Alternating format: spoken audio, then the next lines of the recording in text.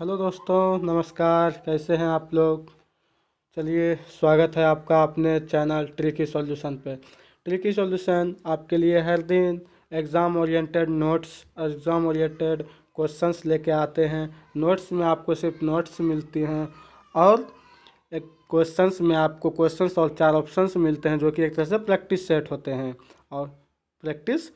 होते हैं और ये आपके लिए जीके, जीएस, करंट अफेयर और किसमें, तो आपका मैथ्स और और इंग्लिश भी और आपका ये क्या कहते हैं, मतलब सारे यानी रीजनिंग के भी। इन सभी में आपके लिए डेली के एग्ज़ाम ओरिएंटेड कॉन्सेप्ट, आपके एग्ज़ाम में आने वाले क्वेश्चंस का प्रैक्टिस सेट कराया जाता है। अगर आप हमारे चैनल पर नए हैं तो चैनल को सब्सक्राइब कर लीजिए, ताकि आपको हर वीडियो का नोटिफिकेशन मिलते रहे। तो चलिए दोस्तों, धन्यवाद आपका हमारे चैनलों पे आने के लिए और देखने के लिए। तो चलिए आज शुरू करते हैं। हम लोग एक नया लाए हैं आपके लिए कॉन्सेप्ट, एक नया चैप्टर्स। मौर्य साम्राज्य जो है, मौर्य साम्राज्य आपको पता है बहुत ही इम्पोर्टेंट साम्राज्य है और मौर्य साम्राज्य से बहुत तरह के क्वेश्चंस आते रहते हैं।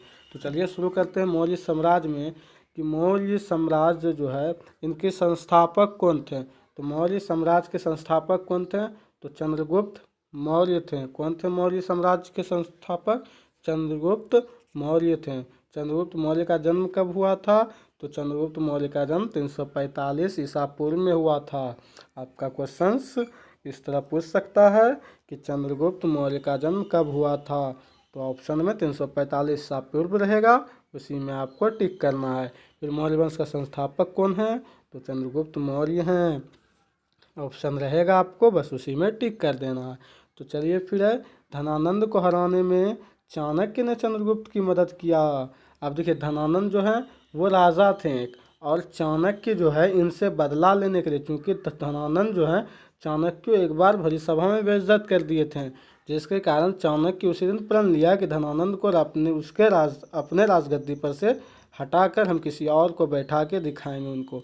तभी उन्होंने चंद्रगुप्त को एक राजा के तौर पे चुना और उन्हें प्रशिक्षण करके उसे राजा बनाकर धनानंद से युद्ध लड़वाया, जिसमें धनानंद की हार हुई और चंद्रगुप्त की जीत हुई। अतः आपसे अगर क्वेश्चन पूछा जाए कि धनानंद को हराने में चाणक्य ने किसकी मदद ली, किसकी सहारा ली, तो चंद्रगुप्त मौर्य की सहारा ली। तो फिर चलिए चंद्रगुप्त मौर्य की कहानी को आगे बढ़ाते हैं। तो बाद में चाणक्य ही जो हैं, जब चाणक्य, चंद्रगुप्त मौर्य और धनानंद जब युद्ध किए, युद्ध के बाद जब धनानंद का क्या हुआ, धनानंद जब हार गए, यानी धनानंद का जब पराजय हुआ, तो उन्हीं के बाद चाणक्य ही चंद्रगुप्त मौर्य का प्रधानमंत्री बना, उसके राज्य का प्रधानमंत्री बना। फिर है, चाणक्य जो है वो क्या थे? तो चाणक्य को अर्थशास्त्र का पिता कहा जाता है एक तरह से। फिर है, चंद्रगुप्त मगध की गद्दी पर कब बैठा? जब धनानंद को हराने के बाद यह अपने गद्दी पर 322 ईसा पूर्व बैठा। कब बैठा? तो 322 ईसा पूर्व बैठा। चंद्रगुप्त मगध की गद्दी पर कब बैठा? तो 322 ईसा पूर्व में बैठा। यहाँ ठ। चंद्रगुप्त मौर्य जैन धर्म के अनुयायी थे। अब क्वेश्चन आता है कि निम्नलिखित में से कौन से धर्म के अनुयायी थे चंद्रगुप्त मौर्य? तो आपको बौद्ध धर्म दिया रहेगा, आपको सनातन धर्म दिया रहेगा और आपको जैन धर्म दिया रहेगा। तो आपको कौन सा धर्म में टिक करना है? जैन धर्म। क्यों? क्योंकि चंद्रगुप्त मौर्य जो है जैन धर्म के अनुयायी था। फिर जस्टिन ने ही चंद्रगुप्त को क्या कहा था? सेंड्रोकोटस कहा था। क्या कहा था? सेंड्रोकोटस। यहाँ ट। ठीक, जस्टिन जो है वो सेंड्रोकोटस कहे थे चंद्रगुप्त को। बाद में इसी का नाम क्या पड़ा? चंद्रगुप्त पड़ा, सेंड्रोकोटस का ही। तो फिर है, चंद्रगुप्त ने अपना अंतिम समय कहाँ बिताए थे? ये भी आपका प्रश्न पूछा जाएगा। तो श्रवणबेलगोला, यानी चंद्रगुप्त ने अपना अंतिम समय श्रवणबेलगोला नामक स्थान पर बिताया था।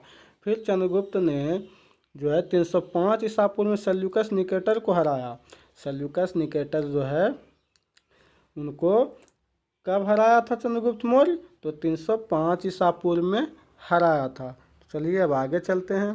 फिर चंद्रगुप्त ने सेलेटर निकेटर की जो है उनकी एक पुत्री थी कर्नेलिया, जिसका नाम था कर्नेलिया, ठीक, उनसे ये शादी कर लिया और शादी करके क्या किया, सेलेटर निकेटर से काबुल, कंधार, इस तरह का 4 जगह ले लिए। फिर चंद्रगुप्त मौर्य जो है वो जैन धर्म का जो शिक्षा लिए थे। अब वो जैन धर्म का शिक्षा तो किसी गुरु से लिए होंगे, तो वो गुरु का क्या नाम था? तो गुरु भद्रबाहु, भद्रबाहु से ही इन्होंने जैन धर्म की दीक्षा लिए थे। यानी चंद्रगुप्त मौर्य ने किनसे दीक्षा लिए थे? तो जैनी गुरु भद्रबाहु से। फिर 13 नंबर क्वेश्चन, मेगास्थनीज द्वारा लिखी गई पुस्तक का क्या नाम है? तो इंडिका। मेगास्थनीज द्वारा लिखी गई पुस्तक का क्या नाम है? तो इंडिका। फिर है चंद्रगुप्त मौर्य। चंद्रगुप्त मौर्य की मृत्यु कब हुई थी? तो मृत्यु 298 ईसा पूर्व में हुई थी। इनकी मृत्यु कैसे हुई थी और कहाँ हुई थी, इस तरह का क्वेश्चन आए तो इनकी मृत्यु सरवन बेलगोला में उपवास द्वारा हुई थी। कब? तो सरवन बेलगोला में उपवास के द्वारा, यानी उस दिन उसका फास्टिंग था। चलिए फिर आगे बढ़ते हैं लास्ट क्वेश्चंस की ओर। तो चंद्रगुप्त मौर्य का उत्तराधिकारी कौन था? तो चंद्रगुप्त मौर्य का उत्तराधिकारी बिंदुसार था। कौन था? तो बिंदुसार था। तो चलिए दोस्तों, अब आप हमारे पार्ट 2 चंद्रगुप्त मौर्य के पार्ट 2 का इंतज़ार करिए, जिसमें हम बिंदुसार के विषय में डिस्कस करेंगे, इनके उत्तराधिकारी। फिर बिंदुसार के बाद राजा अशोक के विषय में।